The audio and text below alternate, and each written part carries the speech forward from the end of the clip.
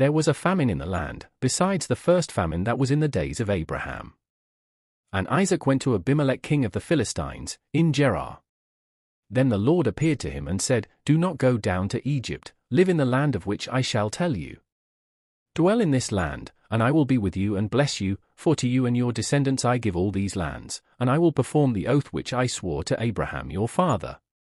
And I will make your descendants multiply as the stars of heaven. I will give to your descendants all these lands, and in your seed all the nations of the earth shall be blessed, because Abraham obeyed my voice and kept my charge, my commandments, my statutes, and my laws. So Isaac dwelt in Gerar. And the men of the place asked about his wife. And he said, She is my sister, for he was afraid to say, She is my wife, because he thought, lest the men of the place kill me for Rebekah, because she is beautiful to behold.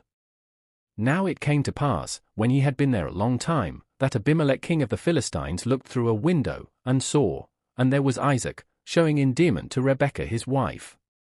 Then Abimelech called Isaac and said, Quite obviously she is your wife, so how could you say, She is my sister? Isaac said to him, Because I said, Lest I die on account of her. And Abimelech said, What is this you have done to us? One of the people might soon have lain with your wife, and you would have brought guilt on us. So Abimelech charged all his people, saying, He who touches this man or his wife shall surely be put to death. Then Isaac sowed in that land, and reaped in the same year 100-fold, and the Lord blessed him. The man began to prosper, and continued prospering until he became very prosperous, for he had possessions of flocks and possessions of herds and a great number of servants. So the Philistines envied him. Now the Philistines had stopped up all the wells which his fathers' servants had dug in the days of Abraham his father, and they had filled them with earth. And Abimelech said to Isaac, Go away from us, for you are much mightier than we. Then Isaac departed from there and pitched his tent in the valley of Gerar, and dwelt there. And Isaac dug again the wells of water which they had dug in the days of Abraham his father, for the Philistines had stopped them up after the death of Abraham. He called them by the names which his father had called them. Also Isaac's servants dug in the valley, and found a well of running water there. But the herdsmen of Gerar quarreled with Isaac's herdsmen, saying, The water is ours. So he called the name of the well Esek, because they quarreled with him. Then they dug another well, and they quarreled over that one also. So he called its name Sitnah. And he moved from there and dug another well, and they did not quarrel over it.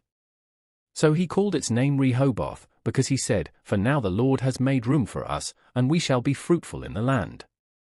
Then he went up from there to Beersheba. And the Lord appeared to him the same night and said, I am the God of your father Abraham, do not fear, for I am with you. I will bless you and multiply your descendants for my servant Abraham's sake.